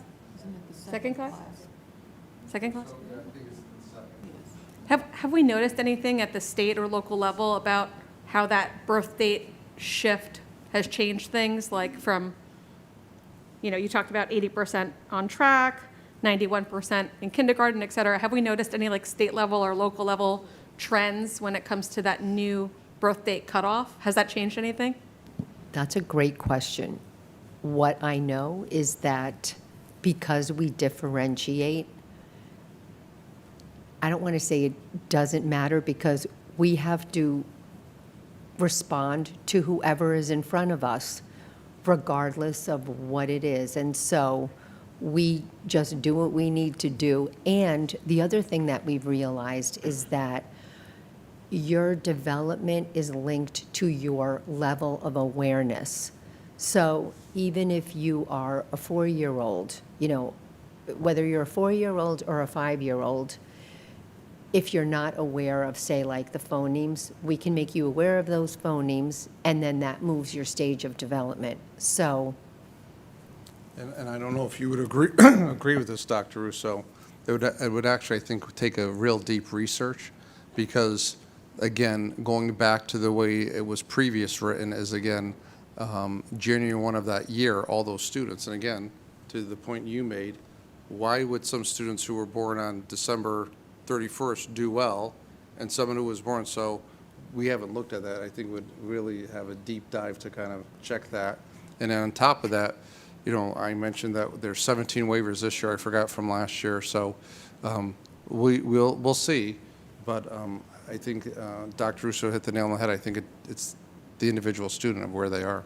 No, it was more of a curiosity question than anything else. I'm just wondering if that change, I think it was a state level change, if I'm not mistaken. Yes, yep. I was just curious if there was anything from high above. They haven't that- reported No? anything out to us. Okay, well, there I you go. think that some of the conversations that they have and why they think they made that change is also where they are, where students are not only mentally, but physically, and they need to mature a little bit, to go through a day. And again, things have changed over the years, right?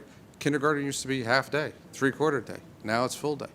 And so that ability, and this is where the involvement of the parent knowing their child best, because quite frankly, even if you make the age, your parent could decide, I want to start my kid the following year anyways, so. Thank you. Any other questions, Lauren? Thank you for a really great year again.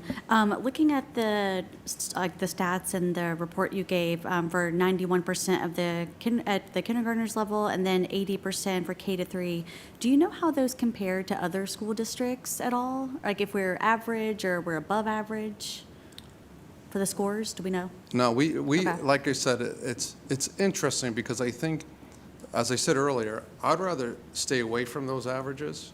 I'd rather focus on individual students. That's my personal belief in what we can do, because again, those pieces, and quite frankly, we do the DIBELS. So that assessment that was shared earlier, all districts may not do DIBELS. Yep. You know, and so those are the pieces that we look at. Of course, the Smarter Balance assessment, there are comparisons with regards to that across the entire state.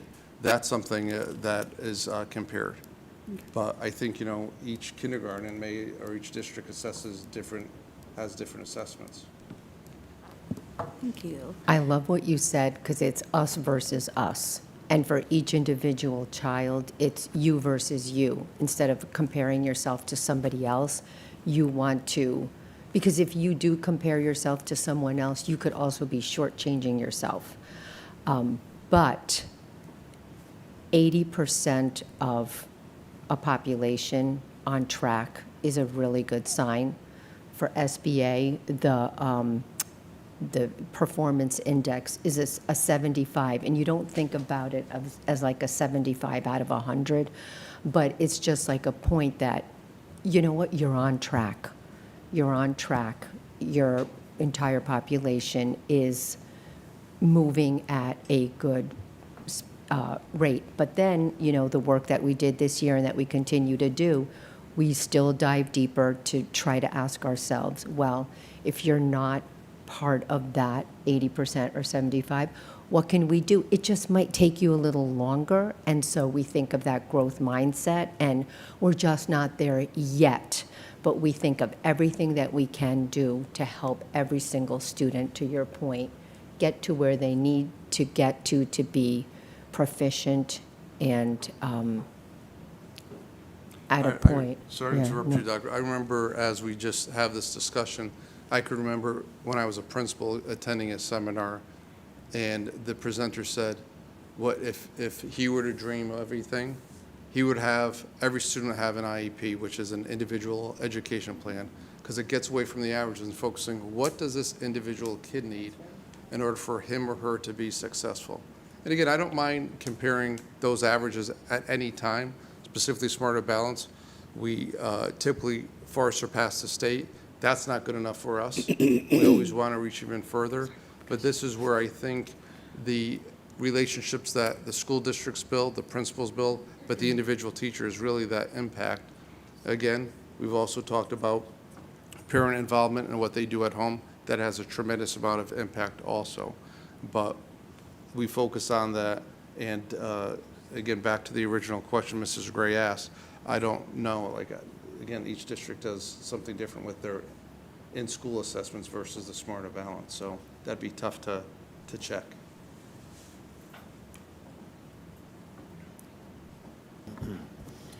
Okay, any other questions? No? Okay, then we will, thank you for that report. We'll move over to Mrs. Ito. Good evening, everyone. Our extended school year, or ESY, services for eligible students is scheduled to take place 8:30 to 11:30 between July 6th and August 6th. Staff have communicated to the families through email regarding their specific schedules. Any family who believed they should have received notification regarding ESY and did not is encouraged to contact the Special Services Department. I would like to inform the board that Dr. Scarpetti has asked me to apply for Connecticut State Department of Education High Quality Special Education Incentive Grant. It is a competitive opportunity for up to $350,000. The grant supports districts in expanding high-quality special education services through investments in staffing, professional learning, instructional resources, program development. Orange Public Schools intends to seek the maximum award to strengthen our continuum of services and increase our capacity to meet student needs within the district. While expanding programs may continue to reduce the need for some out-of-district placement, the primary purpose of the grant is to improve outcomes for students with disabilities and increase access to inclusive educational opportunities. This opportunity aligns with our commitment to providing high-quality supports that help all students succeed. The application is due July 10th, and then we will patiently await the outcome of our submission, and we'll let you know how we do. And that concludes my report. Thank you for that. Any questions? Go ahead. I'm not sure if this is, I don't know if this is the right venue or time for the question, but from an accommodations perspective, who do accommodations typically serve? Of course, students. Have we ever, as a district, done like accommodations for teachers, staff, past board members? Who is eligible for accommodations? It's a very good question. Under the American with Disabilities Act, we are obligated for anybody with a documented disability to provide accommodations and modifications. But it is, I think, part of our mindset is that you don't have to have a label or a disability to get what you need. So if there is a need, and it's reasonable, we will do everything we can to provide a reasonable accommodation to anyone who needs it. Thank you so much. You're welcome. Betty? Yeah, I just want to say thank you for applying for yet another grant. I know this district does a fantastic job on looking for grants and applying for grants without a position that is grant writer. So all of our people here do many, many jobs, and it's very much appreciated. That's correct. Lauren? Good luck with the grant, and I just wanted to give a shout out to Dr. Caspi and Ms. Grable at MLT for such a good year and helping Amias for the last couple of years in speech. So shout out to them. They did a really terrific job this year. We do have a great staff in Orange. Did you have a question? No? No? You're good? Good, good. Any other questions? Good? Okay. Thank you so much for that report again. Go ahead. Do we have any indication of when that grant, the decision will be made on it? There was no indication as to Don't when. you love that? Yeah, yes, that's how it rolls. Okay, we will move on to our board business now. These are I'm gonna start off with our second read, actually, they're all second reads. So, here we go, we'll start the marathon. Okay, policy second read. Orange Board of Ed Policy 0200 District Goals. Do I have a motion to accept the Orange Policy 0200 District Goals? Susan, second. Second. Betty, any discussion? Discussion? I'd like to propose just one amendment, if it's agreeable to the board. Page 1, number 2, it says, hold all students to rigorous academic standards and expect them to succeed.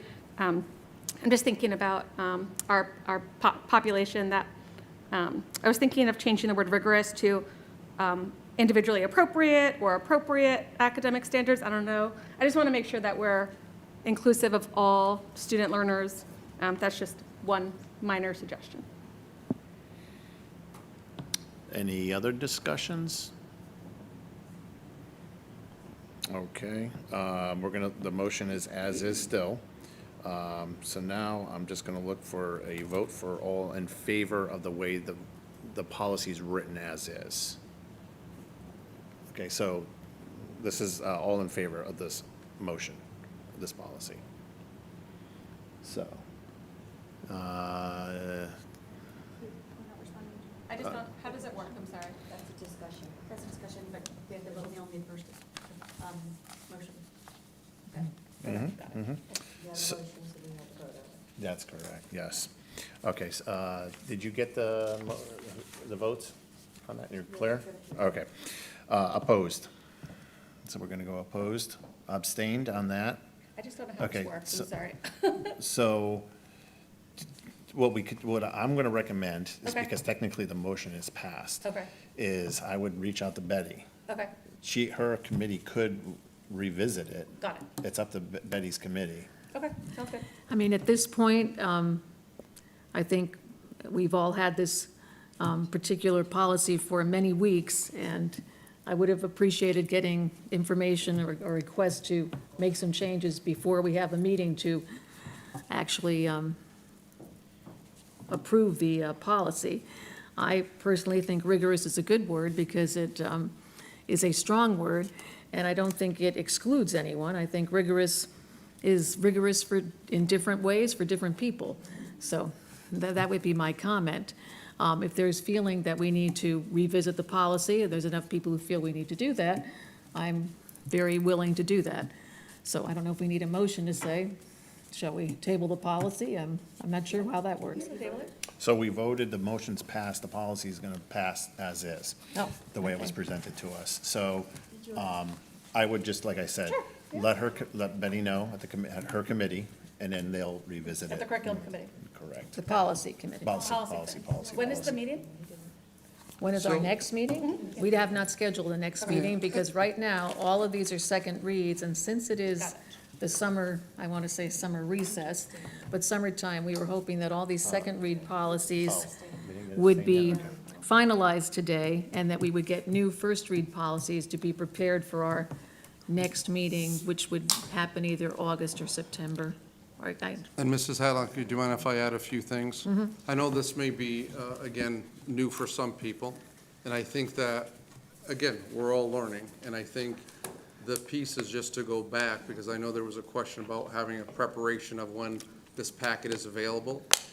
And if any information you have, please don't reach out, but again, just to, if we could quickly over that process that you inferred, Betty, is there's a first read. So a first read, you basically have 2 months to go over a policy. And so hopefully that gives, even though you receive the packet Friday around, I know our intent is to get it ready at 4:30, but especially with these readings, again, this was available the month before. You don't have to attend any meetings. You're more than welcome to, if you're on the committee, we want you to attend those meetings. But if you're not, please just reach out, and some people have done that in the past.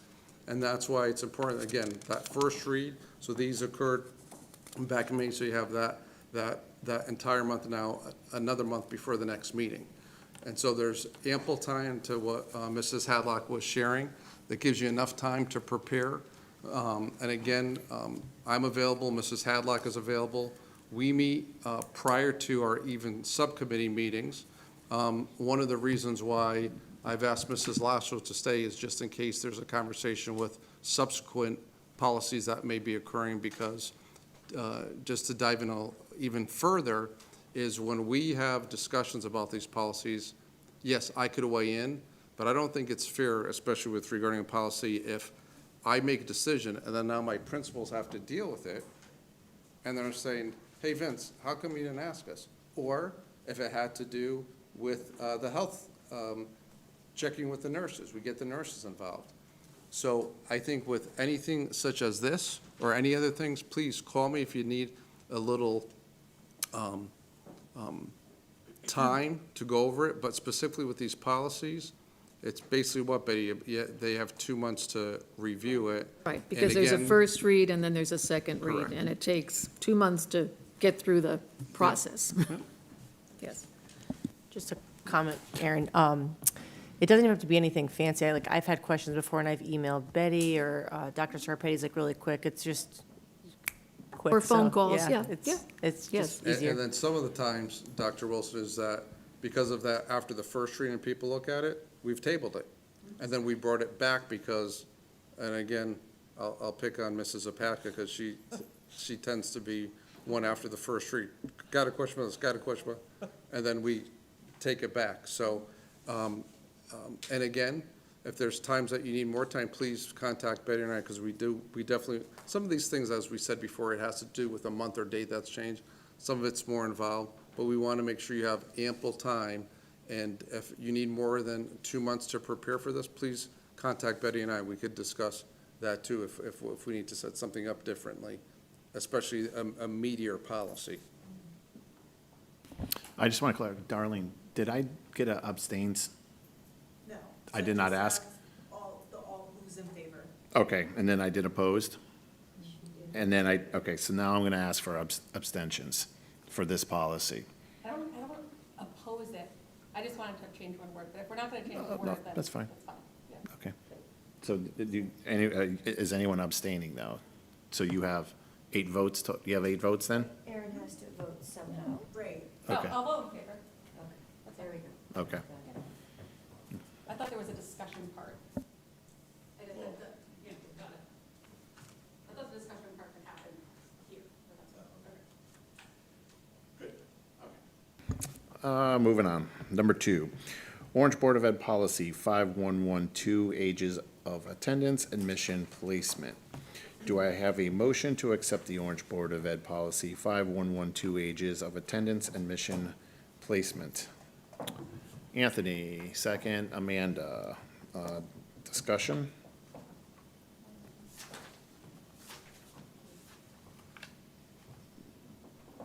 Any discussion?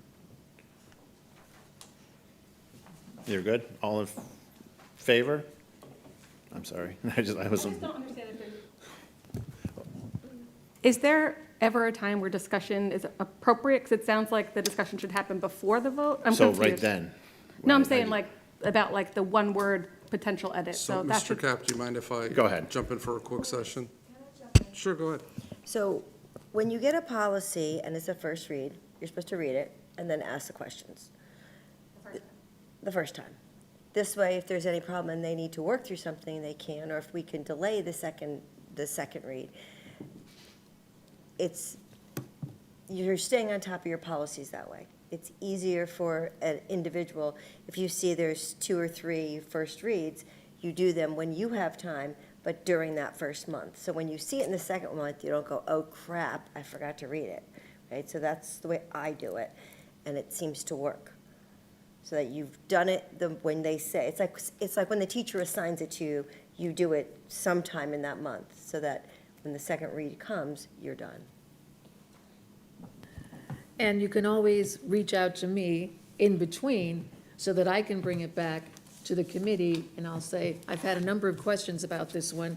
We need to look at it again so that we can make sure that we all understand exactly what it says.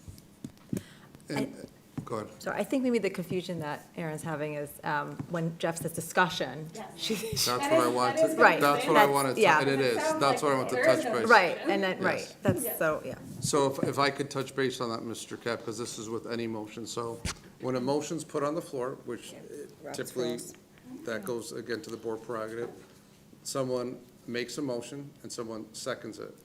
And then there's a discussion, but that motion has to go. So you may say, I disagree with the wording rigorous, I'd rather make those changes and leave it at that, but that motion has to be voted on. Now, your statement, and I'm using this as an example, but this could be, go for anyone, and I could see the confusion, because it's like, okay, it says discussion, why aren't we discussing it? And so, once you discuss it, now the people, even if the first or second, now they can say, oh, Dr. Wilson made a great point, I might not vote for it. So it may be all in favor? Because of your discussion of that word rigorous, I'm using that as an example that impacts any motion. No one may raise their hand because of that discussion you had about that word. All opposed. You may have opposed, okay, and then you may say, now I would like to make a motion to change rigorous to, I forgot the wording you referenced before, Dr. Wilson. Right. So those are the pieces now, and I think the policy is just a little different than a different motion because, again, it's a lot, and especially we have 5 policies this time. It's a lot to read and take in, and that's why the system establishes a first read, so you can kind of take it to what Ms. Riccio said about take it, reading it, and then giving that feedback. And again, picking on Mrs. Apaka, she's one that just rings in my head where she would read the first reading, this, that, and then Mrs. Hadlock and I would take it back, okay, let's change it or this. And so those are the pieces, but I can understand, well, aren't we supposed to discuss it? But that's the piece of, no matter what motion, someone during that discussion could impact the vote of those statements that they've made, and where no one votes, where everyone, yeah, I'm fine with it. Oh, Dr. Wilson made a point, we're not going to vote. So, but I think that's with any motion, but with this specific one, there's measures to hopefully impact this by the time we get to the second reading with policies, as Mrs. Hadlock shared. So questions, edits happen prior to second reads. Say that again, Dr. Wilson? So if there's questions or edits, concerns, et cetera, those happen prior to second Well, reads. it could happen now, right? Okay. So using that example, let's stick Okay. with what's on the table. Got it. Using that example, you could say, listen, rigorous doesn't make sense because this, and this. Okay. You could have influenced your fellow board members, and when that could have happened, someone could have said, hey, we're not gonna vote for that. Opposed. Yeah, and then we might have tabled it and said, all right, All right. take it away, we're not going to. Or, after the fact, someone said, I'd like to make a motion now to change the word. It may fall dead because someone may not second it for you Right. after that. Got it, okay. And we have in the past pulled a policy when the discussion was heated. You know, and not just to vote, but because if we were in disagreement, it was important that we ultimately came to an agreement. Yeah, so we tabled it and worked on other things. That makes sense. Clear as mud. Getting there? Yeah. Getting there? Okay. Okay. I am at the part where I think I'm in the all favor part. Yes, I think. Yeah, we were in discussion. So now we're at the all in favor. Are we on 112? I'm sorry. We are on item number 25112, yes. Okay. Just checking. So that is unanimous. Okay. Thanks.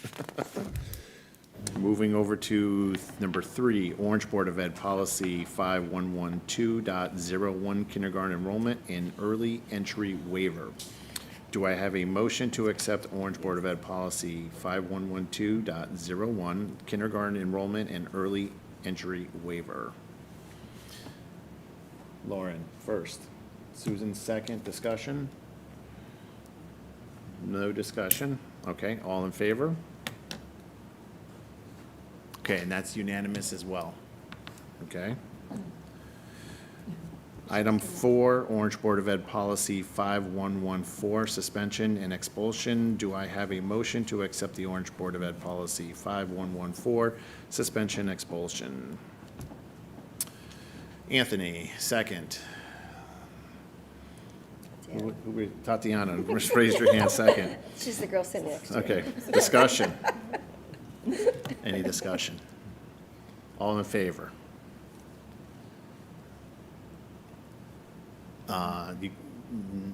7 votes.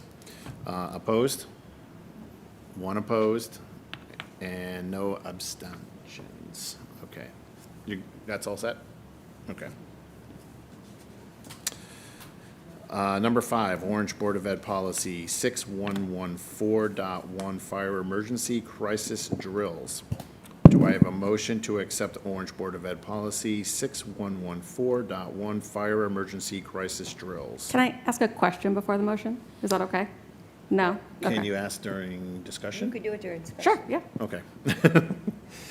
Okay, motion, yes, motion. Anthony, second. Susan, discussion. Go ahead. Question. I will not suggest any edits this time. So for the first line, fire drill shall be for the number of months that school's in session. I assume that's the same number of months school's in session, so approximately 10. And so then a crisis response drill shall be substituted for one of the required fire drills. So 10-ish fire drills substituted with one crisis response drill. Does that mean there's one crisis response drill? What does that mean? It's in the second line. There's more than one crisis response drill during the year, but one of the fire drills could be a crisis response drill instead. So there might not be a fire drill that month. In other words, they wouldn't have a fire drill and a crisis response drill in the same month. So like hypothetically, the November fire drill is substituted for a crisis response drill, then let's fast forward to, let's say hypothetically, March. There's another crisis response drill, but then also a fire drill that same month? I think I'm just trying to understand this. I'm trying to make this follow some sort of mental schedule.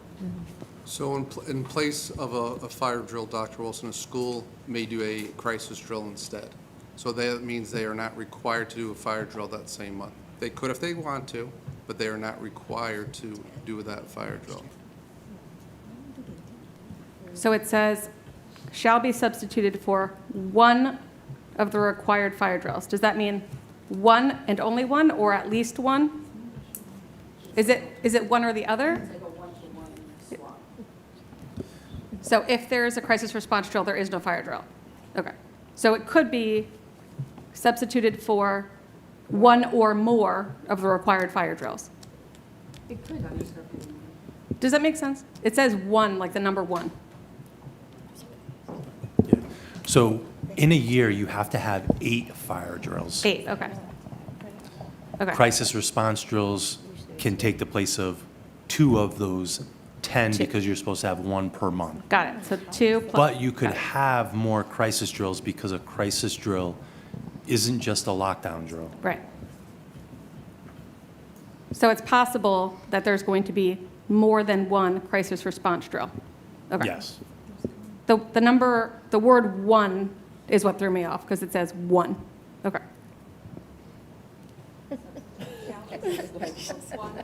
You okay? She was going to answer it. No, I can understand the confusion. Yeah, it says what? I think what the one is referencing is if we have a lockdown, that can replace one. A lockdown can't replace 2. Like, one lockdown can't replace 2 because it's a bigger event. It's one lockdown can replace 1 fire drill. And then if we have a shelter in place, that can replace 1 fire drill. It's another crisis drill, but it's a 1 for 1. So it's a ratio statement. Right. So a crisis response drill shall be substituted for one of the required fire drills. Yes. Should it say one? I mean, I'm not going to edit anything, but should it would be perhaps more clear, one crisis response drill shall be substituted. Yeah. Does that make sense? We did run it by Jamie Vincent. Jamie Vincent, the fire marshal. Awesome. Because the language I know can sound, It's a one-to-one ratio. That's Yes. Okay. So we pose the same questions, Dr. Wilson, Okay. where, again, using the example I shared before, when a policy comes up that we have to address, depending on if it's our principals, our health department, or now the fire marshal, we reached out, he looked at it, and he helped us revise that, just to make sure we were under the standing. We asked some similar questions just to kind of clarify, so we meet the requirements by law. Got it. Thank you.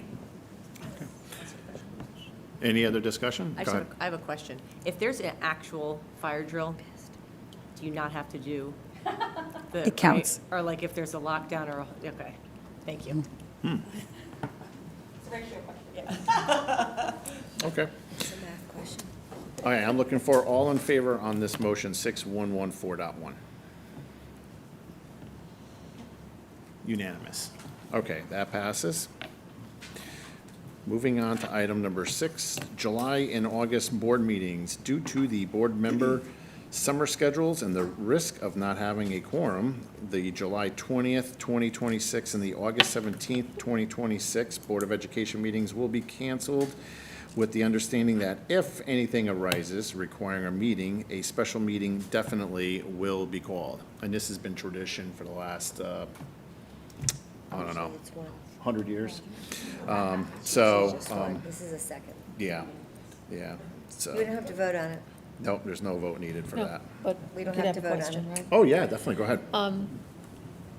If a special meeting is needed, would it be held on the day that a meeting normally would have been held? We probably would do that. Would make We sense. could- Or we it could would do be that, held Mrs. just because it's a special meeting and it needs to happen? Depending on what the situation yeah. is. You know, The times where I remember we did not change these dates was during COVID, that it was important for the board to get Right. together and to be informed and inform our community. But you never know what we may face where we have to call that, and if it's on the dates that we already have established, if that works, of course, we'll do that since Yeah. everyone has that on their calendar.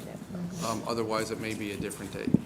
Okay, because I can know we've almost always never had a July meeting, No. but we have had August meetings. August. Not every August, but Yes. many Augusts, so. Yeah, it's been, yeah, but we've Yeah. had them, yeah. Yeah. Okay. Yep. Yep. and Thank you, I like the plan. Me too. Can I ask, Have good vacation times. Yeah, go is there a ahead. discussion on Yeah, this? go ahead. Go ahead. Will we still get board updates, especially because that's the August, I didn't realize I knew that the July ones are mostly canceled. I just didn't know the August one would also be canceled. Will we get like an update on the schools opening because we won't meet before the schools Yeah. open? Very detailed, too. And Okay. typically, Mrs. Gray, what the focus is on those months is the subcommittee meetings too. Okay. And so, for example, I am meeting with Mr. Scarinzi tomorrow to look at the calendar, not only for the August, but also throughout the whole entire year. Mrs. Hallock I've talked to, I know people are going on vacation at this time, but yes, I always send those board updates. So the subcommittee meetings still happen? That's what we plan, yep, that's what we plan. Great. Yeah, this is to give us on the board a vacation and to keep him working. That seems reasonable. Lo siento. All of them. Sorry. Okay. Item 7, the superintendent evaluation.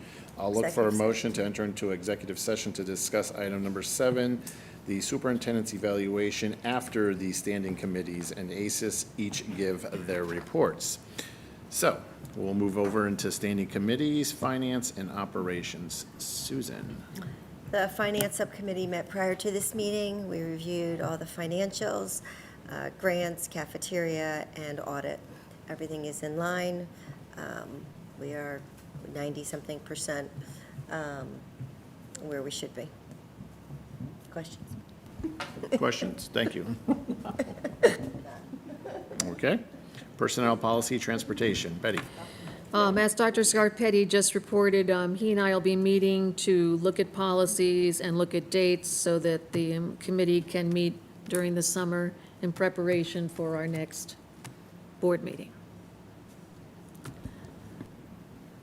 Any questions? Building and ground safety, security. Anthony. Thanks. At our last meeting in May, we did review the long-range plan and didn't receive any questions or suggestions. As Dr. Scarpetti mentioned, we'll be meeting tomorrow to schedule dates for the coming year's meetings.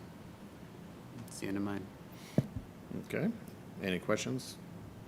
And curriculum, instruction, technology, Mr. Zyman is not here. Someone filling in for Mr. Zyman? Again, I could share, following that same piece, we talked with Mr. Zyman with regarding, again, we're talking about our professional learning. Again, we also shared with the committee and all the members, again, the strategic plan. We have not received any information. And by the way, just because you have not shared anything, those are living, breathing documents. Please, just because you haven't, but if you see something, please let us know. But at this time, there hasn't been a change. And then we'll be meeting with Mr. Zyman sometime this morning with the intent of having a curriculum meeting in August. Okay, thank you. I'm going to move over to our ACES report. Susan. So ACES met on June 4th. We had 6 retirees that we honored. We also thanked Dr. Tom Danahy. This was going to be his last board meeting prior to his retirement. He may be staying on to do some mentoring for some of the other leaders, which we're excited about. Hope that he says yes. We voted on 7 additional budgets. So we have finished all of our budgets by the end of the year, and we have a volume literally this thick. It's not exactly fun, but everything was done and it's in order. We did vote on the early Head Start update, which we have to. And they do amazing stuff, and they did a great presentation. And we do not have a July and August meeting, so I'm going on vacation. I do have a booklet that I'll pass around. I'll go to the other side so you guys can see this. And it's all about ACES and the different things. And if you guys want a copy of it, I know I can get more. So I will bring it over to you guys shortly. But yeah, we had a good year. We have a lot of construction projects going on. ACES at Chase, Wintergreen. We cut the, I know, the big news. We did the ribbon cutting at 88 Bassett. And so special ed students are there and going to be doing their extended school year there. And so it's an amazing school, really fantastic facilities. We're excited. So that's it. Thank you for that. Any questions? We also have 3 therapy dogs, by the way. We just got a 3rd, so very excited. Oh, wow. So that's all. All right, thank you. Okay, I will look for a motion to enter into executive session to discuss the superintendent's evaluation. I'm going to invite Dr. Scarpetti to join us. Do I have a motion? Yes. Susan, second. Anthony, any discussion on that? All in favor? And that's unanimous. We are in executive session at exactly 9 o'clock. Okay, we are out of executive session at 9:52 p.m. I'm going to read the following motion. Based on the board's positive review of the superintendent, the Orange Board of Education hereby moves to approve Dr. Vince Scarpetti as superintendent of schools for a 3-year contract that commences on July 1st, 2026 and ends on June 30th, 2029. The board further delegates to the chair the authority to execute the contract on behalf of the board and delegates to the executive board the authority to execute any further necessary documents and/or agreements with the superintendent. Do I have a motion? Susan, second. Tatiana, any discussion? All in favor? And that's unanimous, so that motion passes. Looking for a motion to adjourn tonight's meeting. Motion, Amanda? I was like, anyone gonna make a motion here? Anthony seconded. Ken's not here. I know, Ken's not here, Ken. We need you back. Second was, okay, any discussion for adjourning tonight's meeting? Have a lot of discussion. All in discussion, all in favor? Okay, motion passes, the meeting is adjourned at 9:54 p.m.